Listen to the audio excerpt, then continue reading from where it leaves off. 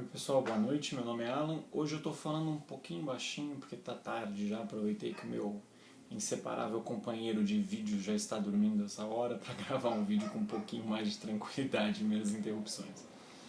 O jogo de hoje que eu vou falar é um jogo que eu tive um contato recente através do iPad, que saiu uma versão para ele, eu gostei tanto que eu fui atrás da versão física, que foi mais ou menos o que aconteceu com o Lords of Waterdeep. O jogo de hoje é o Sentinels of the Multiverse. O Sentinels of the Multiverse ele está cadastrado como um board game, né? Até no próprio BGG, mas até na própria caixinha dele vem escrito aqui card game, e é isso que ele é. Ele é um card game com cara de board game. Esse jogo tem uma quantidade bem generosa de cartas só na caixa básica, espero que dê para visualizar legal aí. Ele vem com a média de 600 cartas só na caixa básica. Só que ele tem dois fatores.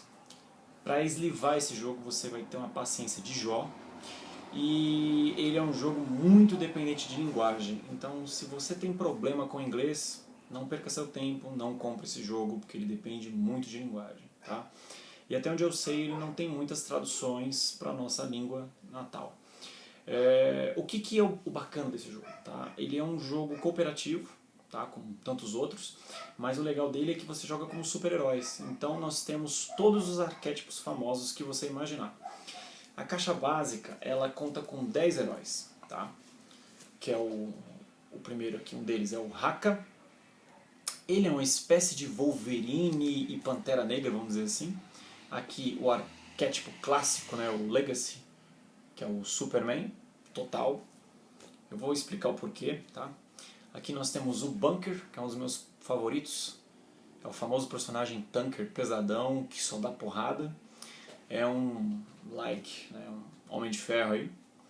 Aqui nós temos a Tachyon, que é uma velocista na melhor linha de Flash e afins.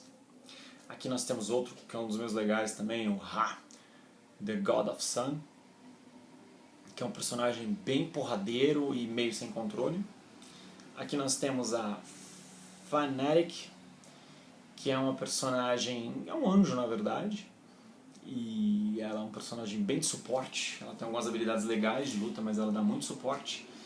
Aqui nós vamos começar a mostrar uns pouquinho mais complicados. O Tempest, que é um alá Aquaman, mas ele tem uma boa variedade de poderes. Aqui a Visionary, que é a Serpente da Lua copiada descaradamente, mas ela tem muita coisa também da Ravenna dos Novos Titãs. Aqui nós temos o Absolute Zero, que talvez seja o personagem mais complicado de jogar, acho que só para jogadores mais avançados mesmo, mas é bem interessante. E aqui nós temos a Wraith, que é o Batman feminino do jogo, que me lembrou muito este personagem aqui, que é a Stealth, da série Expatriotas. Se você gosta de super-heróis, pare de ver esse vídeo agora e vá atrás dessa série literária. Ela está em 4 livros, no Brasil já tem o 3º lançado, está saindo pelo pessoal do Omelete. Os livros são baratos e é uma sessão da tarde em celulose. Muito, muito, muito, muito bom. Voltando ao jogo. Os personagens, cada um deles tem uma característica em especial. Então, por exemplo, a Wraith ela é muito boa em dar habilidades de suporte para a mesa. O jogo ele joga de 1 até 5, 6 jogadores, se eu não me engano. O Absolute Zero ele manipula muito o baralho dele mesmo, então você tem que entender bem as cartas do personagem para poder jogar com ele, tá? A Visionary ela basicamente é para você manipular o baralho dos vilões.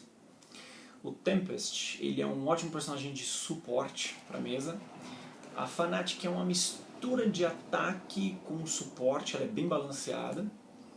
O Ra é só porrada, só porrada. A Tachyon ela é um personagem de suporte muito bacana porque ela acelera demais o baralho, tanto dela quanto dos outros personagens. O Bunker, porrada pura, não tem nem o que dizer. Assim, se você quer dano, esse é o cara. O Legacy, ele é um personagem bom de jogar, mas ele é um suporte, acho que mal definido. Ele, por ser o Superman, né, da coisa toda, o estereótipo, acho que ele deveria ser o personagem mais balanceado do jogo e, na verdade, é um dos que eu menos gosto de jogar.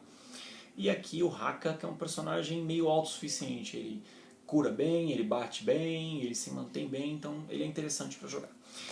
Os personagens eles têm níveis de dificuldade, vamos colocar assim, então tem alguns que quando você começa a ter uma convivência com o jogo, você percebe que são mais fáceis de jogar, e outros que demandam um pouco mais de tempo. A caixa básica ela vem com 4 vilões, tá? Eu vou apresentar do mais simples para o mais forte. O primeiro dele, que é até introdutório, é o Barão Blade. Tá? Todas as cartas de vilões ela tem dois lados, tipo a primeira forma e a segunda forma. Quando você derrota a primeira forma, você tem que derrotar a segunda. Esse númerozinho aí no canto superior direito são a quantidade de pontos de vida. E cada personagem vem com a sua carta de regras para você jogar com ele. Nada muito complicado, mas se vocês prestarem atenção, tem bastante texto num simples card. O segundo personagem que temos dificuldade é o Omnitron. Ele vem com 100 pontos de vida em ambos os lados, então esse cara dá muito trabalho. Mas uma coisa legal dele é porque é o seguinte, você vai batendo nele e round a round ele fica mudando. Então você tem que ter um controle de mesa e das habilidades dele, entendeu? O que ele faz muito bem para lutar contra ele, mas ele não é nada absurdo não. Agora dos difíceis nós temos a Sits and Down. É bem complicado lutar contra essa mulher, porque o baralho dela é manipulação total, tanto dela quanto dos jogadores. E aqui o grande chefão, que é o Warlord Voss, que é uma mistura aí nítida, né, de Apocalipse com o Darkseid, tanto na aparência quanto nos poderes. Tá aqui o outro ladinho dele. O jogo é jogado através de turnos, tá? Então você monta a sua mesa. Então se você estiver jogando com 5 personagens, turno personagem 1, 2, 3, 4, 5. Depois entra o turno das cartas de environment, né, que ele fala, que é o ambiente. Então nós temos 4 na caixa básica, que é a Ínsula Primal. Depois nós temos Megalópolis, isso aqui é o verso da carta, tá galera? Depois nós temos as Ruínas de Atlântida. E por último nós temos a Wagner Mars Base.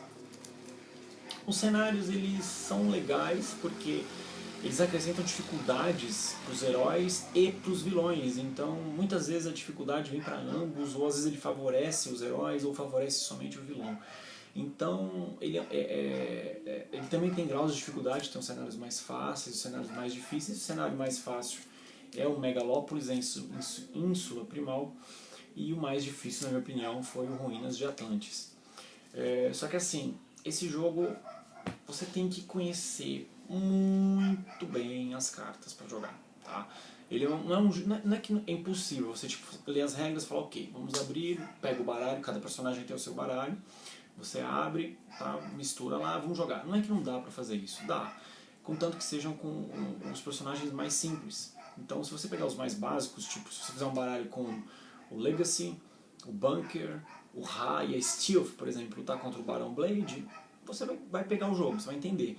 Agora, com os cenários mais complicados e com os vilões mais complicados, com esse grupo de heróis provavelmente você não vai ganhar, você não vai chegar nem na metade do vilão. Porque o nome desse jogo deveria ser Synergy the Card Game. As cartas têm uma sinergia absurdamente alta, então é muito legal, assim, quando você for jogar, entenda bem as cartas do seu personagem.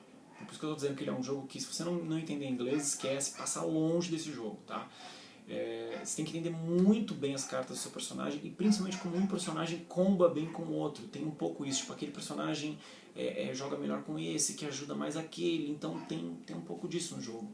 Aliás, tem um pouco não, tem muito disso no jogo. E alguns vilões combatem melhor. Aliás, perdão, alguns heróis combatem melhor outros vilões. Então o Legacy, quando está lutando contra o Barão Blade, porque eles são arqui-inimigos, o Legacy dá certas vantagens que deixa mais fácil lutar contra o Barão Blade e assim por diante. Não vou dizer que ele é um jogo que exige dedicação e horas olhando o manual, porque o manual ele é pequeno, ele tem 20 páginas e a fonte dele é estupidamente grande, então não tem nada muito difícil aqui para ler. Mas um conhecimento prévio das cartas é recomendável.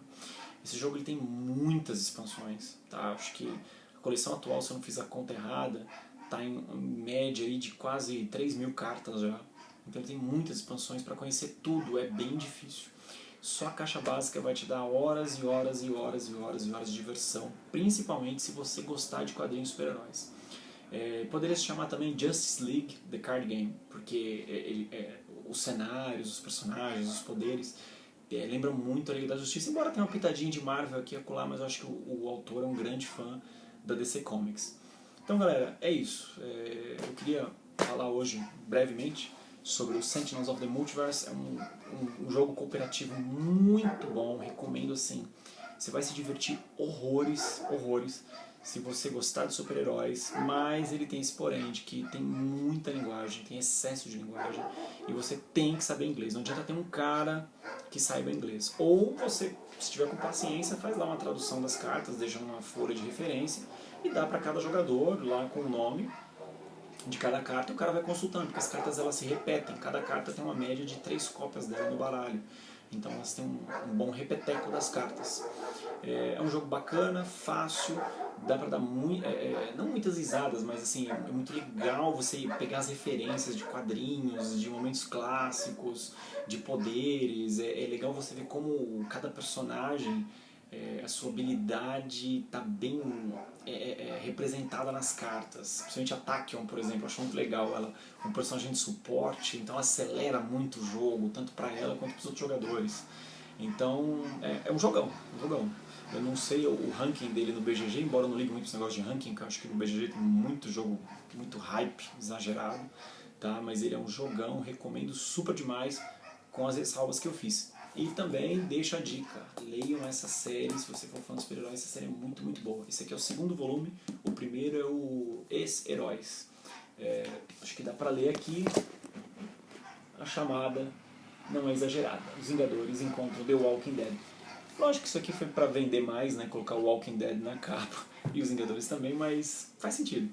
São super-heróis no mundo de zumbis. Outro dia, brevemente, falo sobre isso, ou senão deixa de ser preguiçoso e pesquisa no Google aí. Pessoal, obrigado. Críticas, comentários, sugestões, sempre bem-vindos. Pode deixar escrito aí qualquer coisa que você quiser e eu sempre vou responder. A todos, aquele abraço.